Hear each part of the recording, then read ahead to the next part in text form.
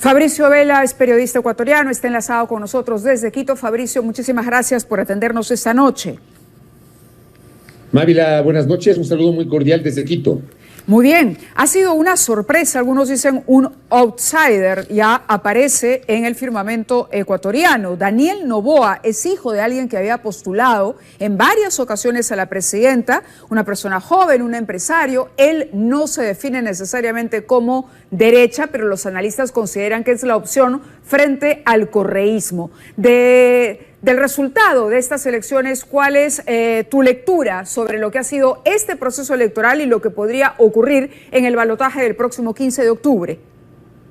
El correísmo obtiene 33% de la votación válida, es un porcentaje similar al que obtuvo en el año 2021 con el candidato Andrés Arauz. Esto configura el voto duro de esta orientación política. Lo de Daniel Noboa, así, sin lugar a dudas, es la sorpresa de este proceso electoral, más allá de que varias encuestas en la última semana y media ya lo ubicaba con una recuperación importante. Un candidato que, según la intención de voto hace 2 semanas nomás, no tenía más del 4% y de pronto, al día de hoy, logra superar el 23%, que lo ubica justamente en segunda vuelta en el balotaje que se efectuará el próximo 15 de octubre. Daniel Noboa es hijo de Álvaro Noboa Pontón, que fue 5 veces candidato a la presidencia de la República, uno de los hombres más ricos de este país. En 3 de esas 5 ocasiones, Álvaro Noboa llegó a la segunda vuelta electoral y perdió en el año 98, en el 2002 y en el 2006. De acuerdo. Ahora, no podemos dejar ni soslayar la situación que está viviendo Ecuador en este momento. Y el gran reto para el próximo presidente va a ser luchar contra el crimen organizado, la criminalidad organizada. Esta ha sido una campaña especialmente violenta. En los últimos 40 años no se había visto una cosa como la que hoy el mundo ha presenciado. Candidatos que iban a votar, el candidato Zurita ha ido, y lo hemos visto todos, con un chaleco antibalas. Vamos, rodeado de seguridad. Los cierres de las campañas tenían francotiradores. Es una cosa tremenda. El reto es muy, muy grande y la valla va a ser también tremendamente alta para el próximo gobernante. ¿Qué tan difícil o qué tan cruda es la realidad de la criminalidad organizada hoy por hoy en Ecuador? La situación es complicada y se ha agudizado en los últimos años, matizada justamente por el auge del crimen organizado que se ha tomado las cárceles y está disputándose el control del sistema carcelario, sobre lo que los últimos 2 gobiernos, tanto el de Lenín Moreno cuanto el de hoy, el de Guillermo Lasso, han sido incapaces, ineficaces y hasta torpes para enfrentar esta situación. Esta será la primera prioridad por parte del futuro gobierno, presidente o presidenta de la República, y de hecho, esta campaña electoral que termina siendo atípica, inédita e histórica por la parte política, pero también por la situación de seguridad, concentró como casi el tema único, una campaña monotemática en donde se habló mucho de seguridad. Creo que esa es la principal preocupación que tenemos los ecuatorianos. Yo ubicaría como segunda preocupación los temas del acceso a los medicamentos en los hospitales públicos y en un tercer lugar los temas de gestión que corresponden al Ejecutivo, es decir, el acceso a servicios públicos, porque acá en el Ecuador la situación es tan compleja que ni siquiera se puede sacar en el corto tiempo una cédula de ciudadanía o un pasaporte. La situación también de inversión pública en las carreteras, que es otro de los problemas que está enfrentando el actual gobierno y que tendrá que solucionar el próximo gobernante. ¿Qué está pasando con los trámites para la cédula de identidad y los pasaportes? ¿Cuánto tiempo te toma un pasaporte? Porque aquí tuvimos hace poco un problema similar. El tema es que, dicen las autoridades, esto viene acarreándose desde la pandemia del COVID-19. El tema es, para empezar, hay gente que no puede sacar los turnos a través del sistema telemático del registro civil. Y cuando logras sacar el turno, te sale para después de 3 semanas, después de 1 mes, después de 2 meses, y se ha hecho muy complicado. Incluso hay denuncias de gente que, por debajo, estos tramitadores, a cambio de dinero, supuestamente entregan turnos para poder acceder a esas... Claro, el tema de la informalidad que se cuela, ¿no?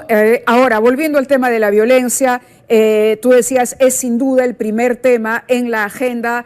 Las personas sienten temor en Ecuador, al margen del tema penitenciario. Ahí habrá que hacer, me imagino yo, una revolución en los penales para llegar a las cabezas de estas organizaciones. Pero esto tiene un vínculo directo con el narcotráfico.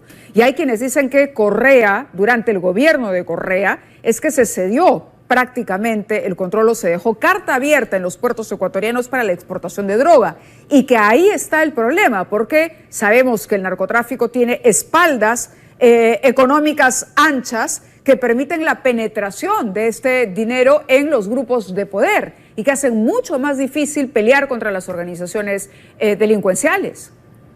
Es un poco complicado, digamos, sustentar esa visión que sostienen algunos analistas de que supuestamente fue en el gobierno del expresidente Rafael Correa donde se allanó el camino para que permee a esta hora durante varios años el crimen organizado y el narcotráfico. Por ejemplo, se cita el hecho de que la Constitución que está vigente desde el año 2008 impide la presencia de militares de otros países en territorio ecuatoriano. Aquí tuvimos durante 10 años, entre el 98 y el 2008, la presencia de militares de los Estados Unidos en la base de Manta.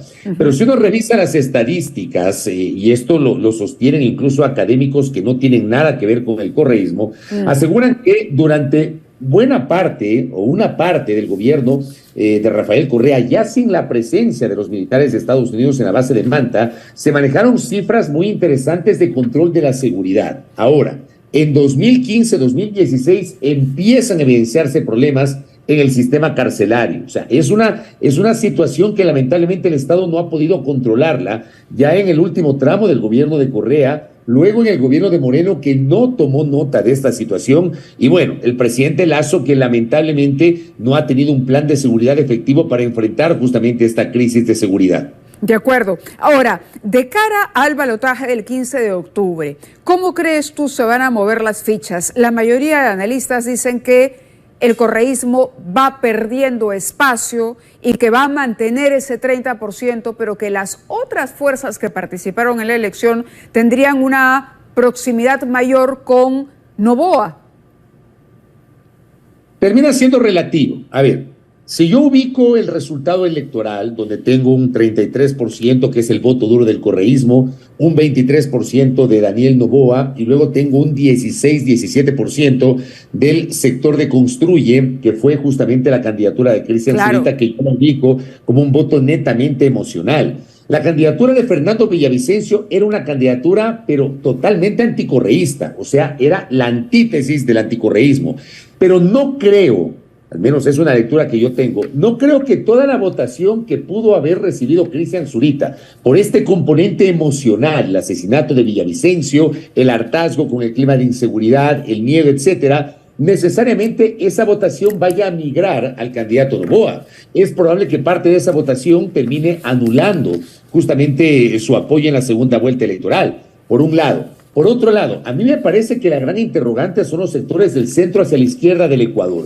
El movimiento indígena, los sectores ecologistas, los sectores ambientalistas, la comunidad LGBTIQ+, los colectivos de mujeres, etcétera, que tienen una visión del centro hacia la izquierda, pero con quienes durante los últimos tiempos el correísmo ha tenido ciertas confrontaciones. O sea, Rafael Correa lidera una organización política que se dice progresista, pero por ejemplo, él siempre se opuso al aborto en casos de violación y al matrimonio igualitario para las personas del mismo sexo. Entonces ahí hay también esta discusión. El gran reto del correísmo será aglutinar a esos sectores del progresismo en torno a la candidatura de Luisa González, y para eso tendrá que flexibilizar de alguna manera su postura radical de los últimos tiempos. Muy bien, comienzan entonces las negociaciones de cara a la segunda vuelta. Te agradecemos este enlace, Fabricio, muy amable por atendernos, y te convocamos desde ya para poder conversar cuando se acerque el balotaje y por supuesto para evaluar los resultados. Gracias y buenas noches.